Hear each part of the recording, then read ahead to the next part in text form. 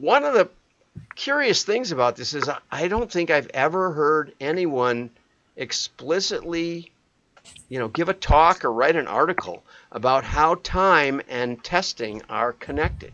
Have you ever heard that before? Anybody talk about that? No. No, not really. Not in 40 years I haven't heard anybody talk about it.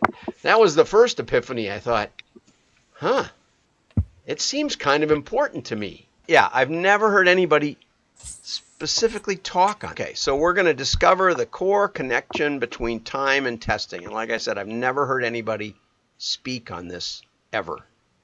Um, and time, I'm going to give you like lots of stories because time is. It was funny because I have a tab where I have like client logos from the last 50 years, and I was looking down that list and I was thinking about each client and the issues we had with setting up their testing and understanding their data and profiling and modeling and all these things. And it's almost every client, for 100, 200 clients, something. I don't know what the total is, but it's where time had played some factor, and oftentimes it was crucial. The other thing is I'm going to talk about why time is it completely tied to experiment. That that that is a major consideration, and because we take it for granted, we botch up our experiments, and as an industry, I think that's epidemic.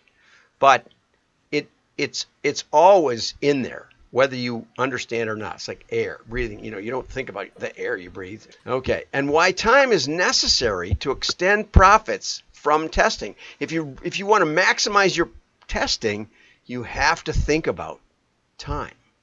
That's my conjecture here. And Albert Einstein famously said, which I never understood, maybe I understand it now because of working on this talk, but imagination is more important than knowledge, which seems odd.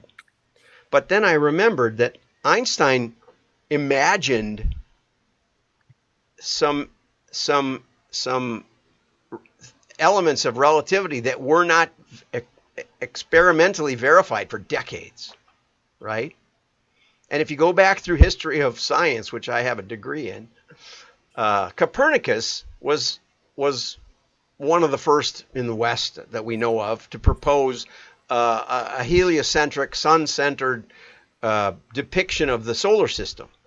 And he did it in his original paper, which was 70 years or so before Galileo, as a thought experiment. He just said, imagine if you put the sun at the center and the planets were going around it, how it could act, and the Earth spinning its way around the sun, it could explain day and night. It could explain all of this stuff without having some sort of magical dome over the Earth fixed.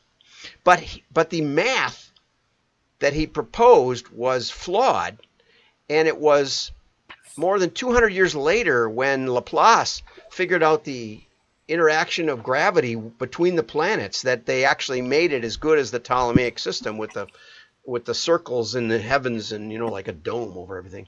And so thought experiments in science are often the origin of the breakthroughs. Okay? And Scott Adams, who used to follow me on Twitter, we weren't close, but we were acquainted. He used to say, imagination is our power to see around corners. Because up until I tried to put this talk together, I said there's only one way to get to the future, which is the leverage point of marketing and the leverage point of experiments and results, and all this stuff is designed to give us direction for the future. And so I used to say that the only way we could do that was with causal forces, by strictly identifying causal forces. Although in Copernicus's case, which is why I want to start with it, he didn't have it all together. He didn't have the causal interactions between the gravity of the planets. But he was right about the big picture. You see that? And so humans have this unique ability, and I ride a motorcycle, and so I come to an intersection and I imagine a car, making a left turn in front of me and me going airborne and and remembering my wife fondly as I die. And all those things go through my mind. We can't even stop it.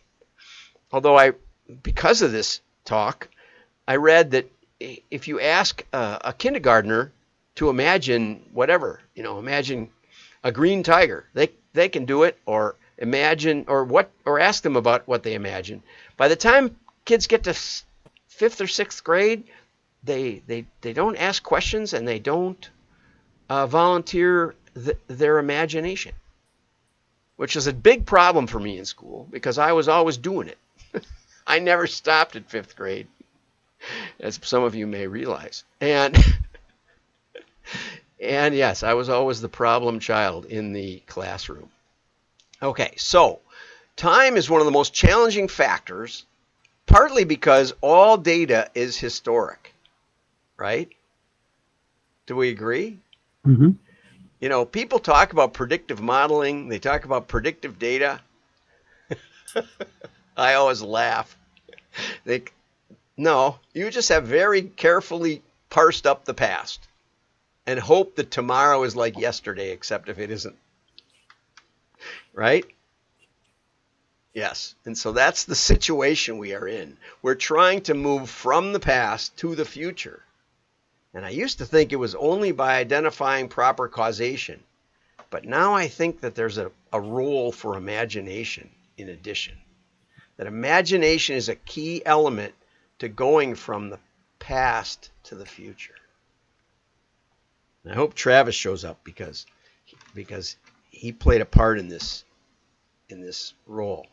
Okay, so when I very first started as a consultant, my boss had been president of B&I Furniture, and he had an undergrad in physics and a Harvard MBA.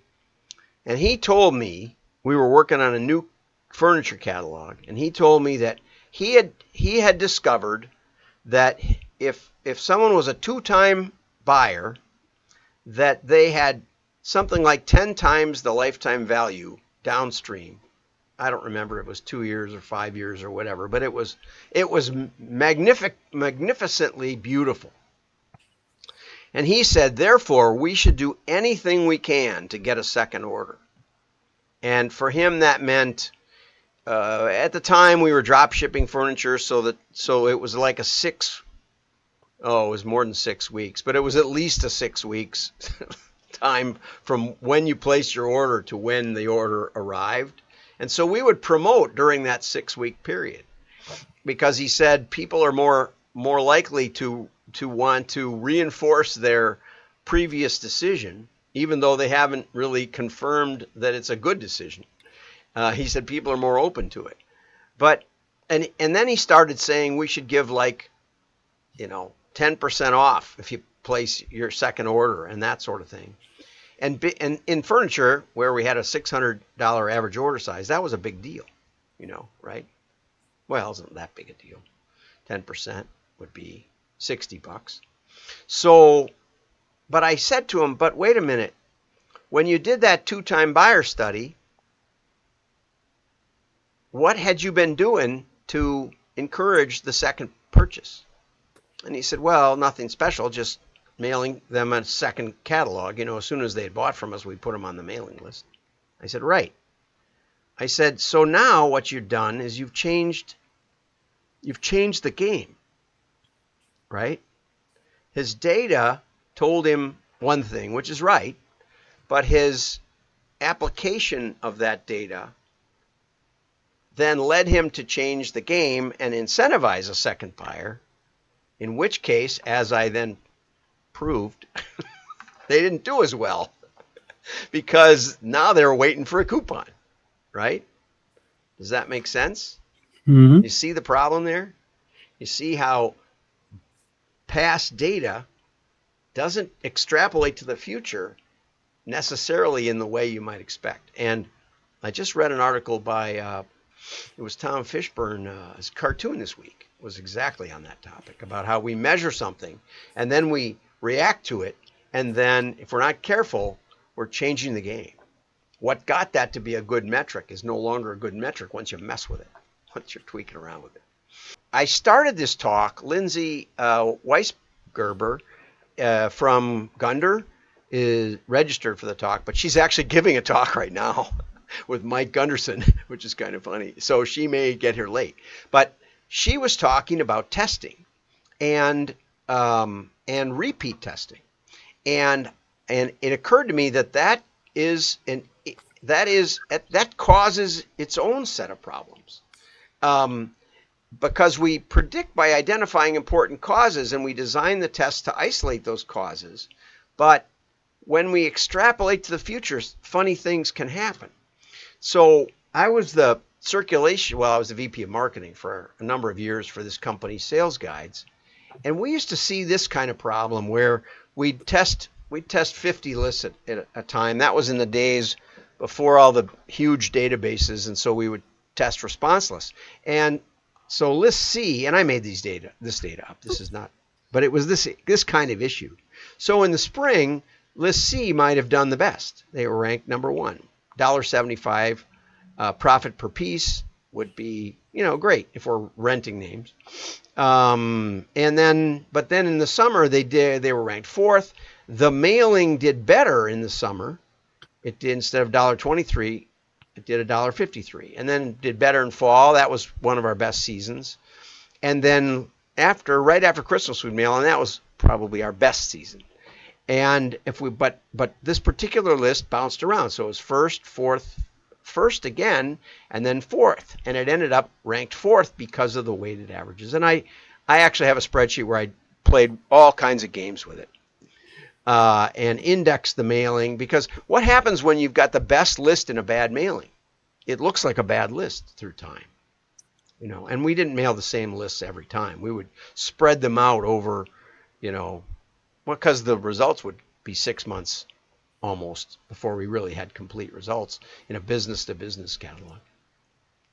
And so we would normalize each mailing based on long-term averages, and then we would multiply and index these different results so that we could take a good mailing in a good list in a bad mailing and compare it with a bad list in a good mailing and see which one was better. And it was sort of a math thing. But that's when Lindsay was talking, when I watched her last talk on multiple tests, I thought about this issue itself, and I remembered that it was very challenging, and I really never heard anybody talk about this either, of normalizing through time just by indexing the results, right? Anybody heard of that before? Mm-hmm. Oh, good. So, David, is that you nodding up there? Yes. Oh, okay. Yeah, you got to speak up if you're going to nod. It lights up there around you. Okay. And so, I don't think that's one of the major problems I've hit in my life, but it was how I got started on this. I wanted to give Lindsay credit. I remember I gave a test talk for the DMA down in New Orleans way back, and the stock market had just crashed, and everybody was pretty sure they were going to be fired when they got back to the office. And I got heckled, actually.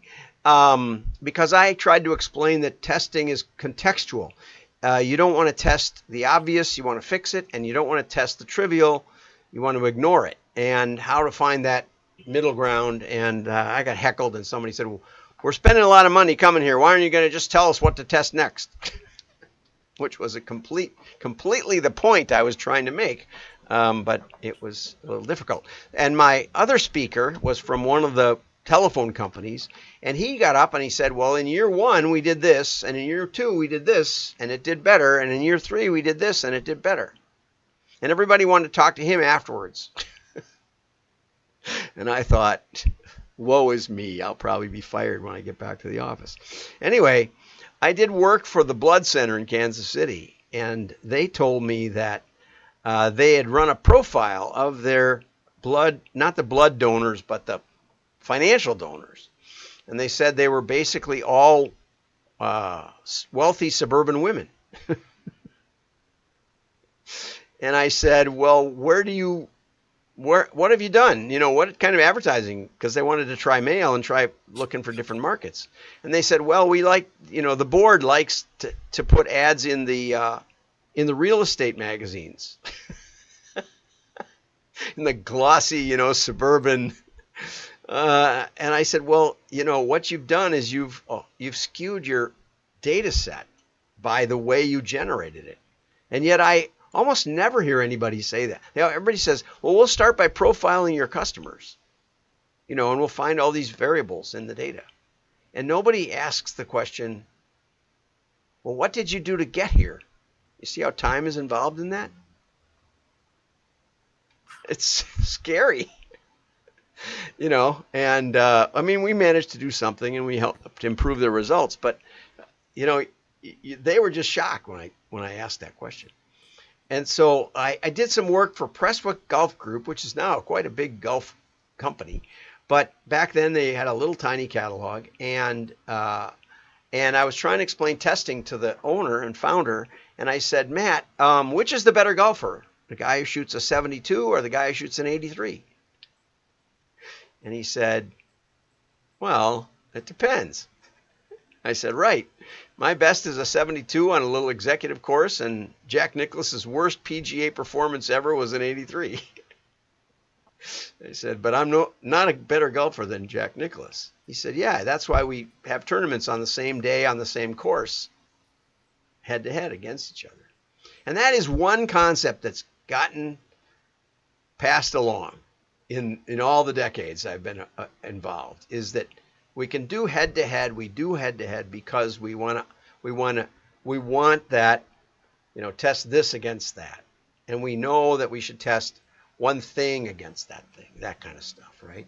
So this is one we really know. And that was fairly simple to explain.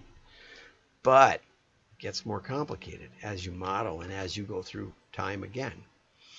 This was our first modeling client, the Hudson Bay Company, 14 million customers, 250 million transactions, and we were on a Pentium PC back in the 90s. And the first model we did was we were trying to find out like recency. We were trying to model on recency and see if recency had an impact. And what we found out was that everybody that bought what we really found out was everybody that bought recently was a recent buyer.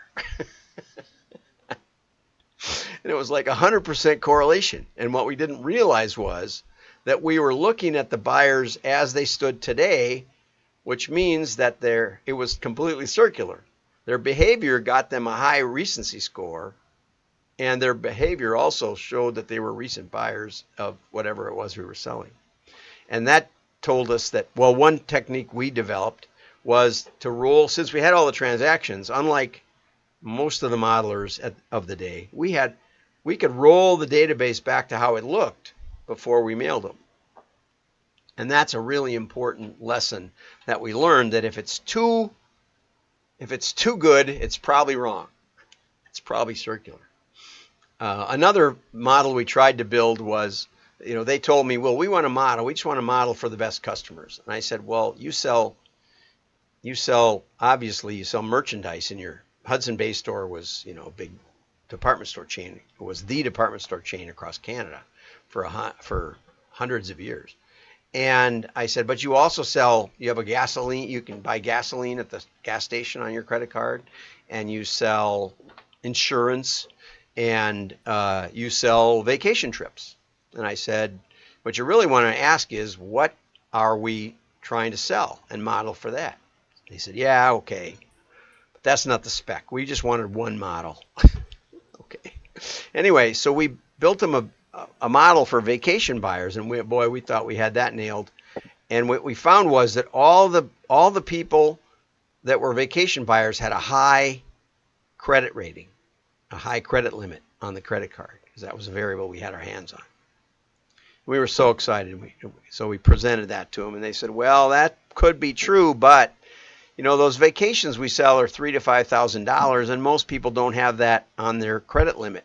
So if they really want to buy one, they have to call in and get their credit limit raised, which we always allow that to happen. So again, what I interpreted was causal in one direction through time was actually causal backwards from the decision to raise their credit was driven by what they wanted to buy, not the other way around. Baseball Express was a little client. It was $5 million in sales when we started, and it was only a few thousand regular customers. I forget what the 0 to 12 month buyer was.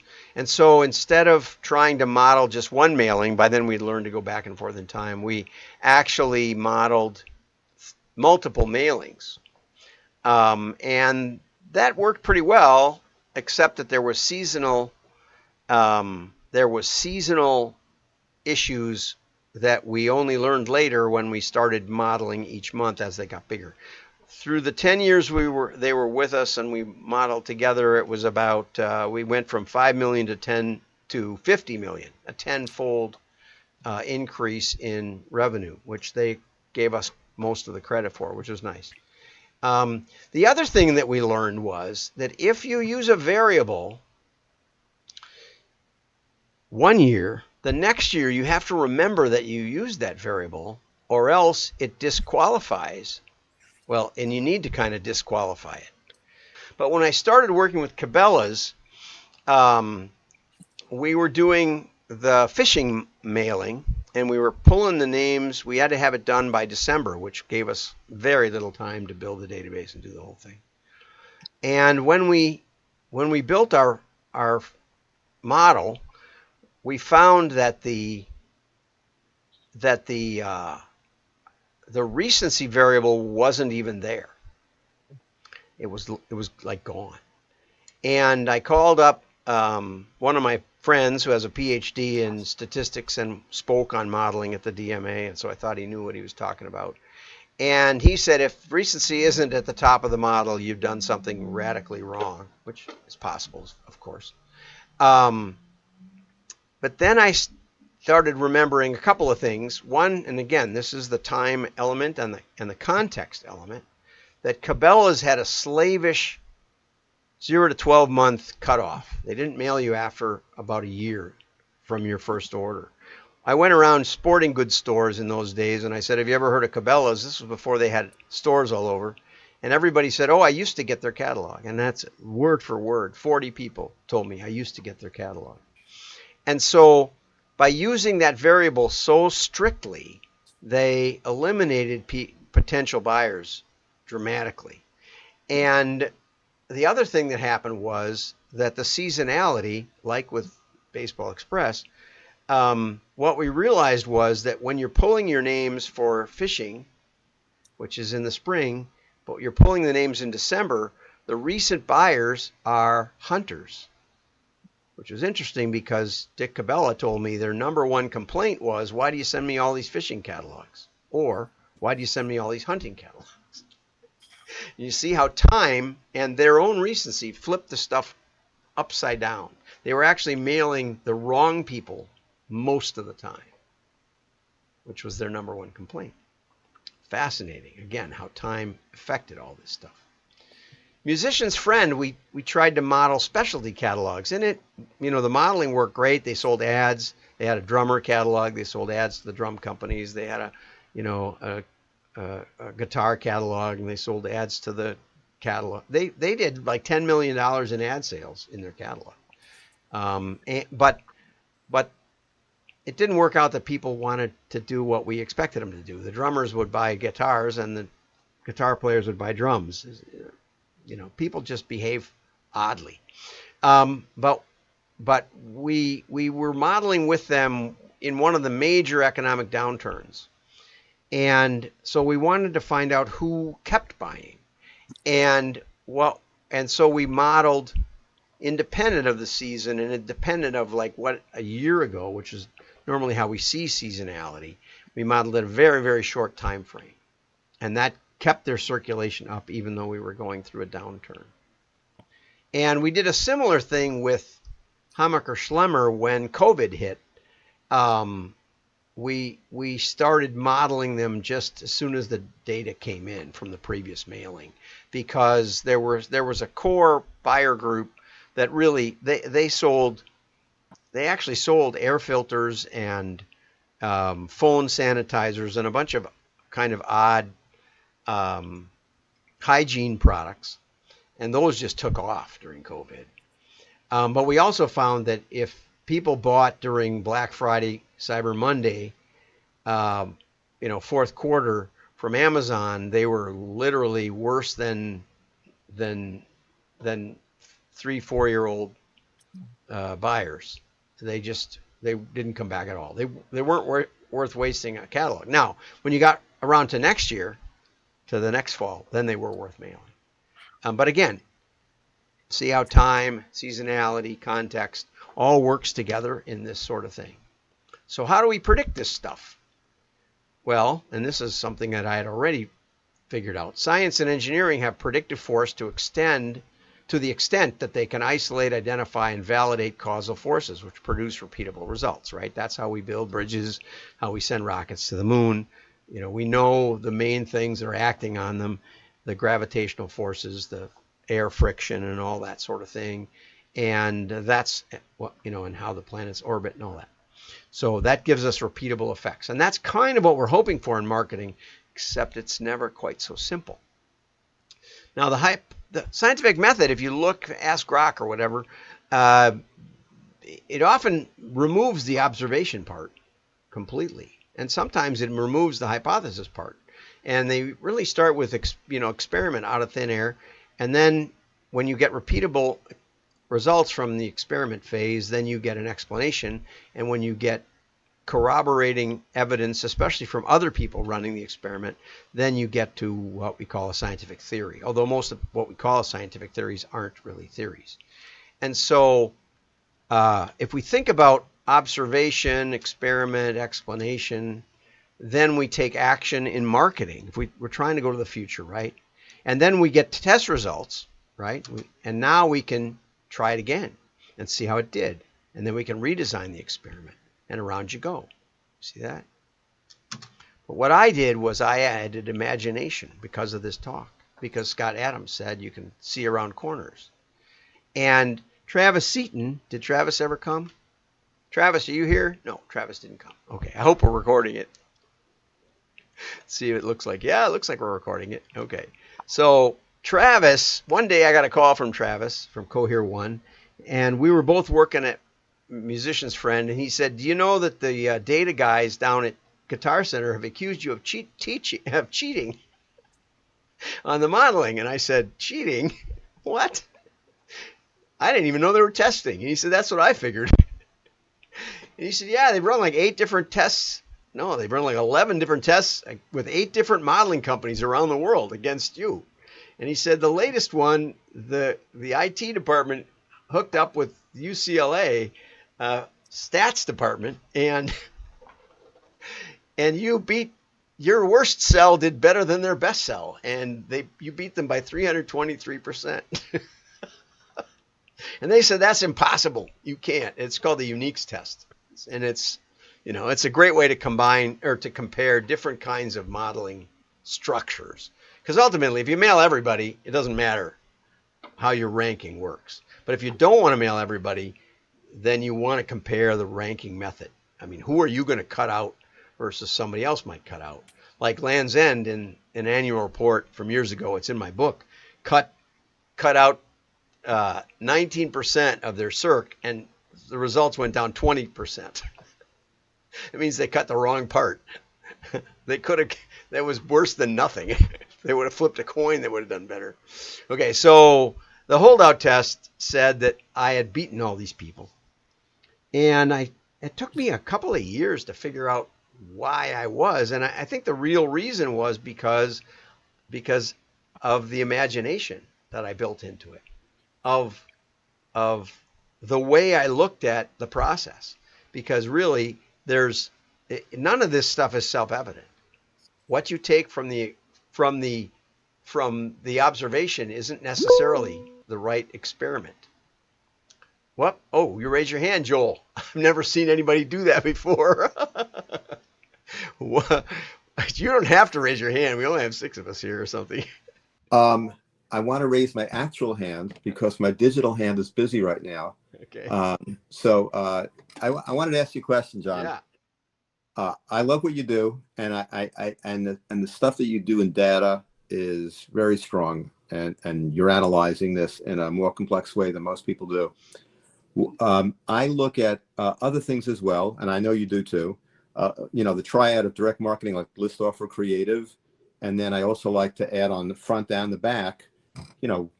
What the hell's going on? Like research going in and analysis on the way out, and that kind of stuff. So you got, but primarily you got list, offer, creative. Are you matrix? I don't know how to say it, but are you like adding to your equation your time model? Are you seeing which offers and which creative are tested over time, or is it just basically the promotion to that one company that you're mailing? In other words, I'm really wondering what effect. Like obviously a Christmas offer needs to be made in October, November or something People like miss that. that. You wouldn't believe how many people miss it. You They know? buy the hotline in January or something, and they miss all the yeah. They, Yeah. So I've seen incredibly stupid stuff. I was getting promotions yesterday for FIFA. oh yeah, Please, sure. please don't do that. Because it not only am I not interested in that offer, but I'm now not respecting who you are. You don't know. On the 22nd, you're not supposed to send me something that completed a few days before. Come Yeah, and on. we're going to get political offers well into Thanksgiving It's really so stupid. because the But digital people are not used to thinking like from now. so I guess if I was trying to make a question out of what I just raised, is there a way, not to say that you have the answer at the moment, but is there a way to weight the to assign values to the offer and the creative when matrixed against the data and time? Well, that was that one little spreadsheet was an effort to weight it through time, based on longer term averages. I think that's valid. I don't know that I've ever seen anyone else do it, but I think it seemed to help us because sometimes you put something weird on the cover or something, you get a real clunker, or more likely, 9/11 happens or something, and your mailing just you wonder what happened, and so but you still have a best list and a worst list, or a best segment and a worst segment. And so you can and that's how we kind of discover it. It's a terrible mailing, but can we take anything from it? Well, only if you index it, probably, I would say. But right, so we're getting to another. I don't know if I was clear on that. The other thing is that variables that work well degrade over time, and when you start modeling carefully for year after year after year, you start to see that. If you forget that you took all the high income people on your prospect modeling, for a particular offer, and then you come back again the next year, you'll find that high income was a home run in the model. The model, because it won't know any better, especially when you're starting to reuse database lists instead of response lists. And then you have to know that context, because you didn't mail the non high income buyers. You see, and one of my cast in stone principles is people you mail don't usually respond, or respond a lot less, which is also why we need control groups all the time. And I don't even see people talking about that, especially holdout groups. Holdout groups are the most powerful thing we have to show the validation of direct mail as a channel versus all the other noise going on. You said hold up groups, Hold out. holdout groups. Yeah. What? So if What? you say you had a 10,000 or more, hopefully more, but let's say you had 10,000 0 to 12 month buyers, and you're a direct to consumer, and you're thinking about doing mail. Okay, everybody says, oh well, let's mail those 10, let's mail the the 0 to 12 hotline, which is good, but really you should stop and say, wait a minute, if we do that, how will we know that it's the mail, especially when all mail takes people to a website or a landing page or something, and people don't do what you want them to. They don't scan the QR code. They should, but they don't, or they don't go to that landing page. They go to your home page, or they go on, worst of all, they go to Google and say, oh yeah, I want Acme chemical, I want to go there, and now Google gets credit for the order. So in order to really assess that, even in real-time tests, in right now tests, you have to say, let's take 10-20% of that, let's mail 8,000 of that, and let's not mail 2,000 that we thought we would have mailed, and then let's compare the results 2-3 weeks, 2 months, depends on our order curve, our normal order curve. But let's look at the results downstream and see what the difference is between the mailed and the unmailed in the context of TV or billboards or digital or pay-per-click, whatever you're doing, and see how you can isolate that. And I just don't see people talking about that enough, which is another issue. There's so much to testing, and one of the problems I had now, so we're now about the point in the I have more slides, but we're now about the point in this talk where I say, so what should we do about it?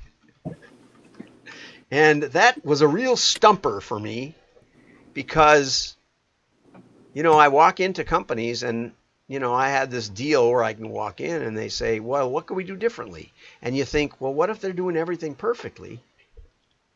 And yet they're always doing something that they just don't see.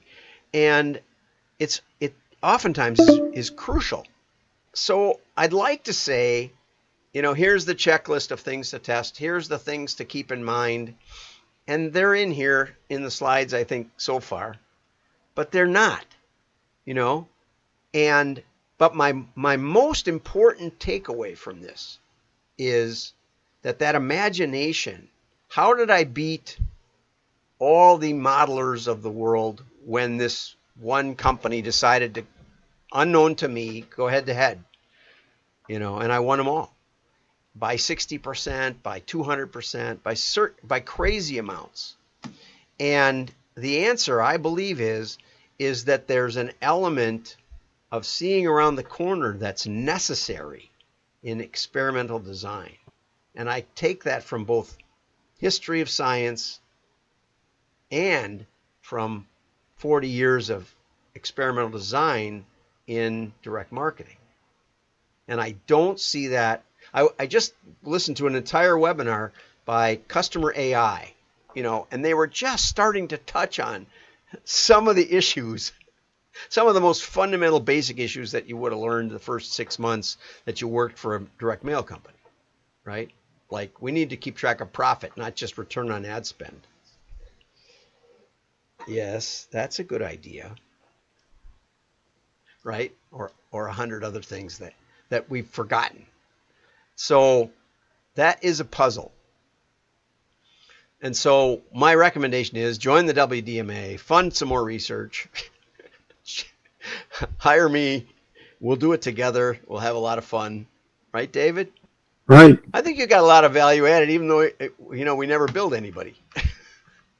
Well, I've got to follow up with that guy because we missed this year, but there's always next year. Yeah, right. And I think we had some good conversations at least.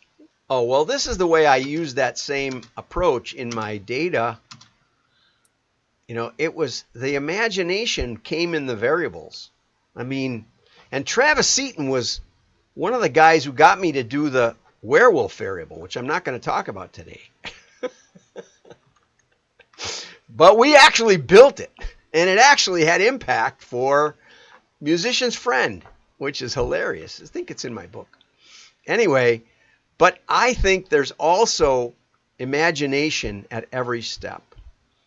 And the scary part for me is, I'm going to keep going, is that AI modelers are not, they don't realize that they have tremendous limitations in their tools. You know, I started doing this in 95 and we found lots of them. And it's because the historical data is not predictive. It's because of time, but it's mostly because of imagination. And the AI tools cannot get you the imagination. They will not get you the imagination. They'll get you a list of things to think about based on what they read out of my book. And so for that reason, we need, especially if we want to think long-term, lifetime value is one of the hardest things to think about. Because no matter what you do, your competitors will change, your economic conditions will change, your customers will change, your offers will change. And so I never met a real honest, down-to-earth practitioner who believed, the consultant who came in and said, your customers are worth $9.65, so you can spend $9 to acquire new customers and know that you're going to get it all back. And they said, no, we'll spend a third of that, sort of thing, like that. Yes, sir. That's good. I can hear it. Oh, good. Okay. I have a quick question. I'm a big guy on definitions, right? When you say imagination, I love that quote, imagination is more important than knowledge. That Einstein quote, it's killer. In your context, are you saying that, I'm only guessing that what you mean by imagination is not thinking like it's a railroad track and going from one place to the other and it's a straight line, but thinking in context, holistically, what elements could really be impacting. Is that what you mean by imagination? Yes, exactly. And a really great illustration. Wired magazine had an excellent article about the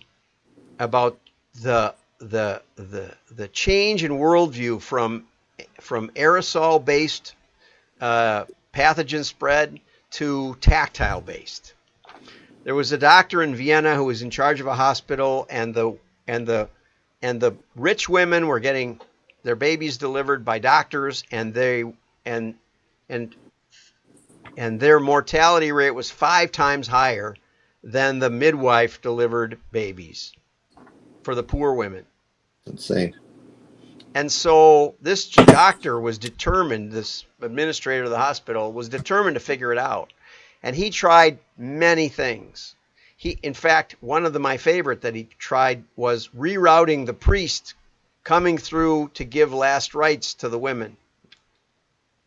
Because this was in the days before Louis Pasteur, and we didn't have a theory of pathogens at all, right?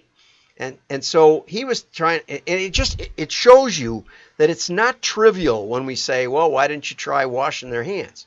In fact, the only thing that got him to try it was when one of his friends died of the same disease because he cut with his scalpel, he cut his finger while he was doing an autopsy.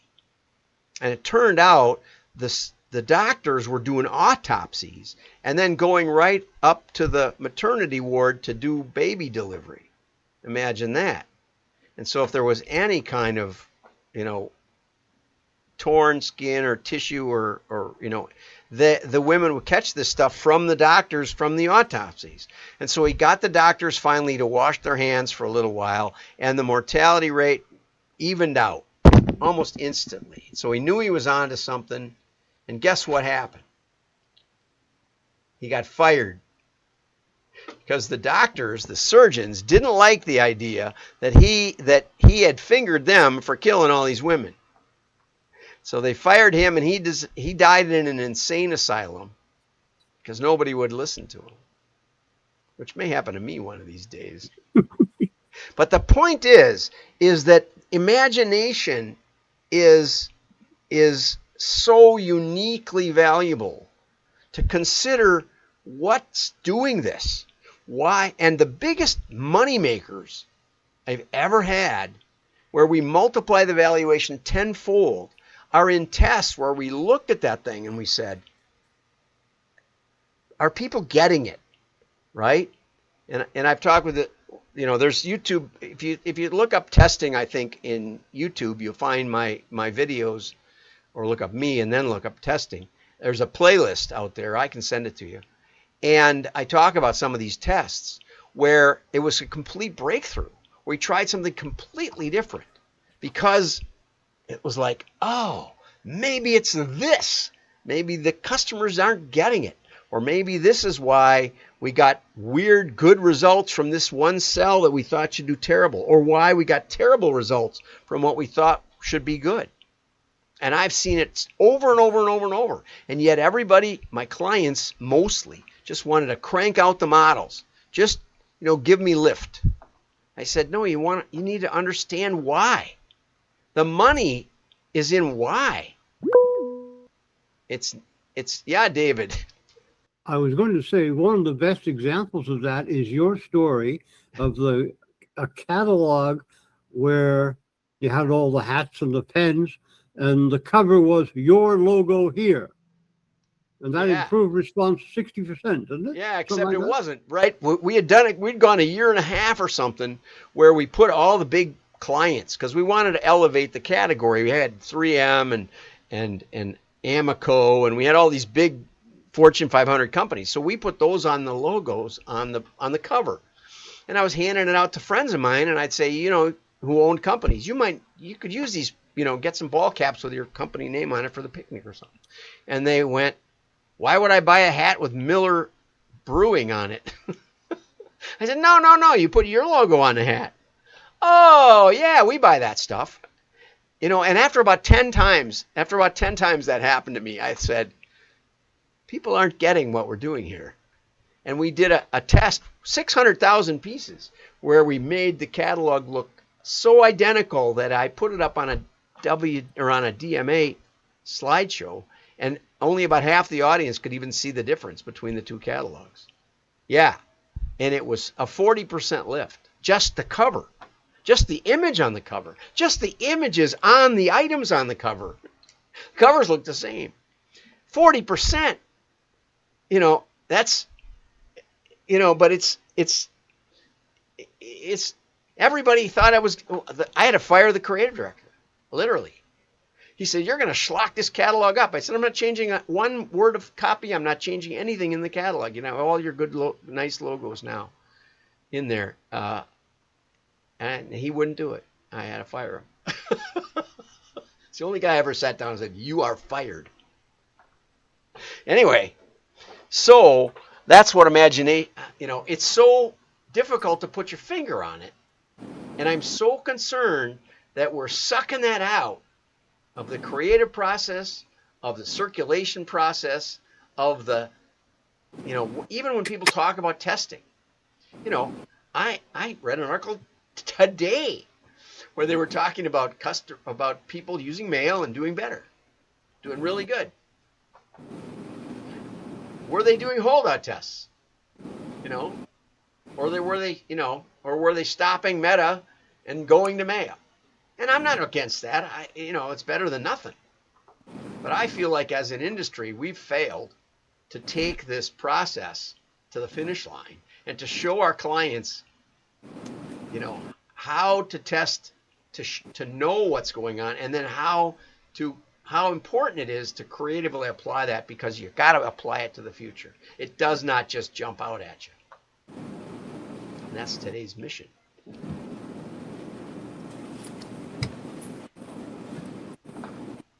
So you want to write a book together? What are we going to do with this? I don't know. Does it get you thinking?